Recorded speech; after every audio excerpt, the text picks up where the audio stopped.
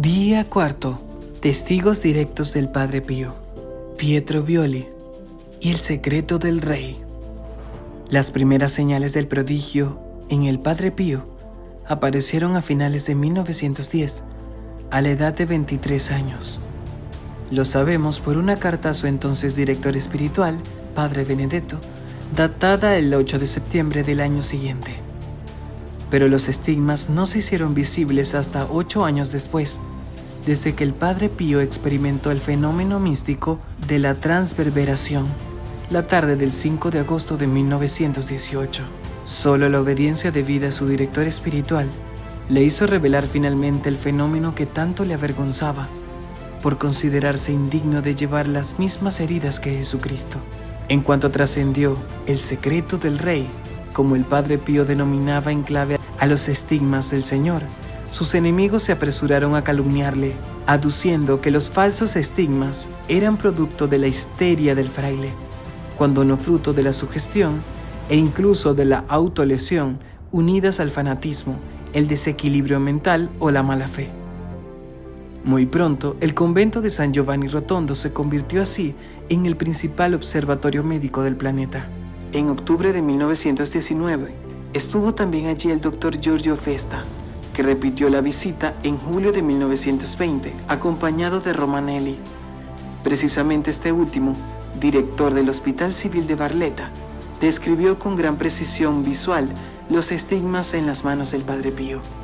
Los estigmas en manos y pies, explica ahora el doctor Violi, eran del mismo tipo, es decir, se trataba de lesiones que se correspondían en el dorso y la palma de la mano, como también en la planta y el empeine del pie.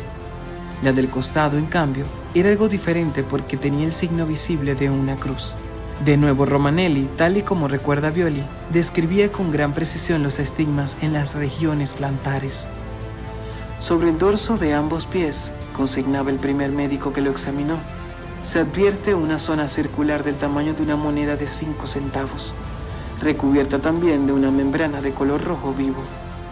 Tras palparla se comprueba que la membrana es también elástica y permite apreciar el vacío subyacente. Tras detallar también la llaga del costado, Luigi Romanelli concluye así de rotundo su informe. Se excluye que la etiología de las lesiones del Padre Pío sea de origen natural, sino que el agente productor debiera buscarse sin temor a equivocarnos en lo sobrenatural, ya que el hecho constituye por sí mismo un fenómeno inexplicable solo desde la ciencia humana. A idéntica conclusión llegó el doctor Giorgio Festa, lo mismo que su homólogo Andrea Cardona, que en 1968, tras reconocer al Padre Pío, se pronunció de la misma forma también que Romanelli.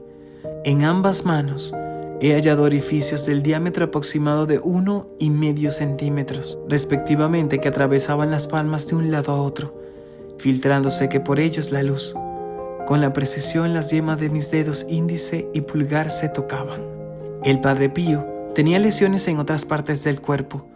Yo he tenido el honor y el placer de analizar el ADN de los restos de su camisa y coincide a la perfección con el del Padre Pío. A veces, él transudaba sangre a nivel corporal. En el hombro, por ejemplo, se producía esa misma transudación. De este modo podemos afirmar, sin temor a equivocarnos, que el Padre Pío tenía heridas parecidas a las de Cristo. Pero permítame que le haga a continuación una pequeña observación que algunas veces se olvida. Las llagas del Padre Pío aparecieron de forma visible el 20 de septiembre de 1918, cuando todavía no existían antibióticos, pues sabemos que se experimentó con ellos en 1931 y que no llegaron a Italia hasta el estallido de la Segunda Guerra Mundial.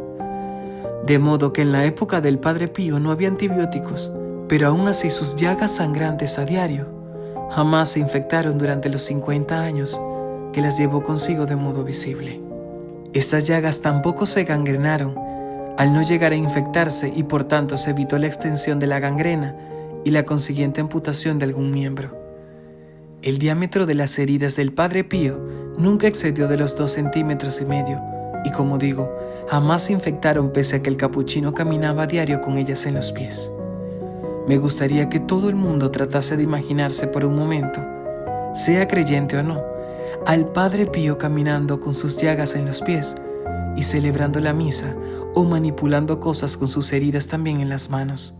Y todo eso durante 50 años consecutivos sin que jamás se le infectasen. Insisto tanto en ello porque no me parece algo increíble como médico. Ruega por nosotros, San Pío de Pietrelcina. Club de Lectura Llama Viva por Jesús.